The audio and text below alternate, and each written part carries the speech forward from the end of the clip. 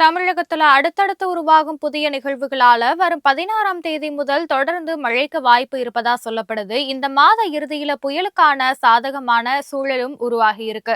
வடகிழக்கு பருவமழையில தற்போது ஒரு பெரிய இடைவேளை எட்டி இருப்பதால கடந்த 10 நாட்களாகவே வட தமிழகத்துல பெரும்பாலான பகுதிகளில் மழை முற்றிலுமா குறைந்து இருக்கு.